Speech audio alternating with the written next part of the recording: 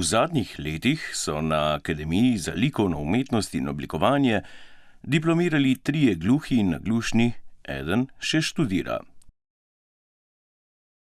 Kaj je tisto, kar privlači gluhe študente na akademijo in kakšne so njihove zaposlitvene možnosti po študiju, je skušala odgovoriti okrogla miza Gluhi in naglušni v likovni umetnosti v ljubljanski galeriji Jakopič.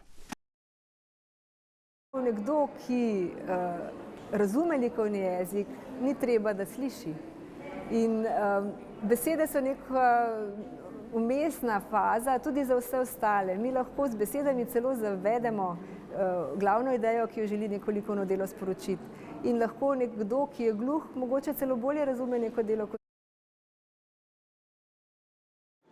Takrat, ko sem hodil na akademijo, nisem imel tolmača. Takrat ni bilo avtorjev. Mi je mama veliko pomagala, podpirala. Brez pomoči ne gre.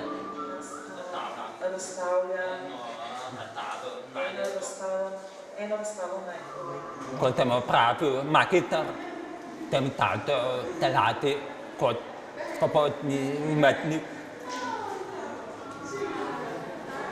Tako leto sem imel razstavo.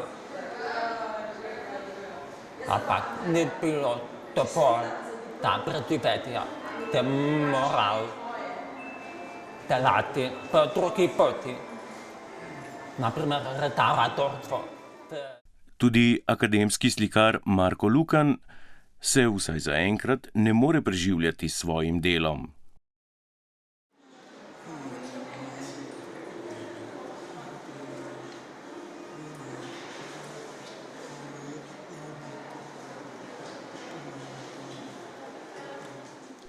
Nekoliko več možnosti za delo imajo restavratorji.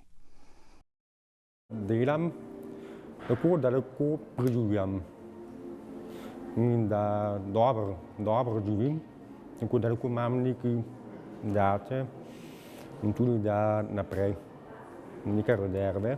Naprimer od naročnikov, ki mi reče, da bi rezerviral omaro. In ko rezerviram, pa se dogovorimo za ceno, pa tako, da služim nekaj malega. Najraje rezerviram tino, pohištvo, tino, dormatarinko, kipe, štukature, kot na stare hiše, ko obnova stare hiše. Na Akademiji za likovno umetnost in oblikovanje so v tem študijskem letu, po 2 letih prizadevanj in prošenj, svojemu gluhemu študentu vendarle omogočili tolmača.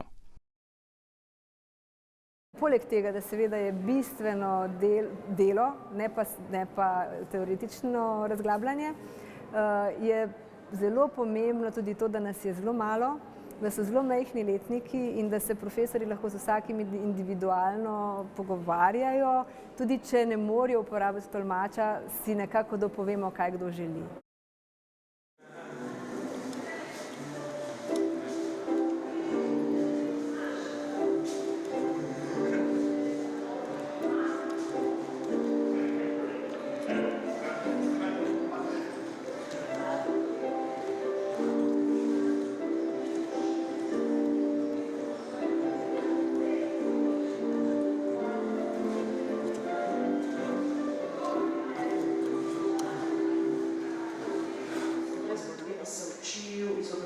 Delal, je bilo nobenih problemov. Postopoma na fakulteti nisem dobil odločbe za študenta s posebnimi potrebami.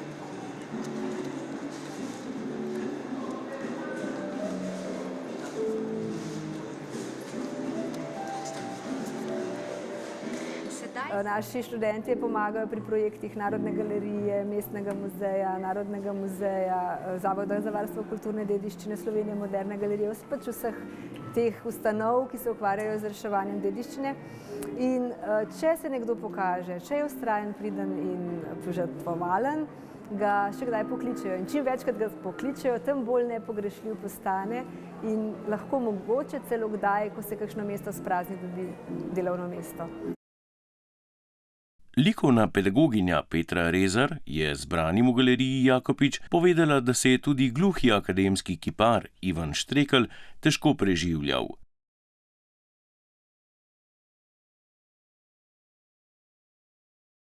Občasno je pomagal znanim umetnikom in na Zavodu za gluhe učil likovni pouk. Gluhi umetniki so bili mnenja, da potrebujejo več razstav in promocije.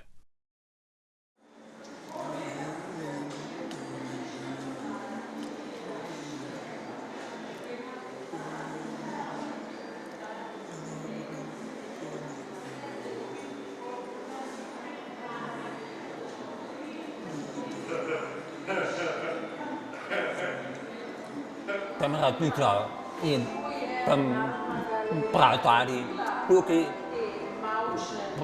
slikarji in restauratorji, oblikovalci, da bi lahko skupaj pripravili, organizirali skupinsko razstavo, da bi svetu pokazali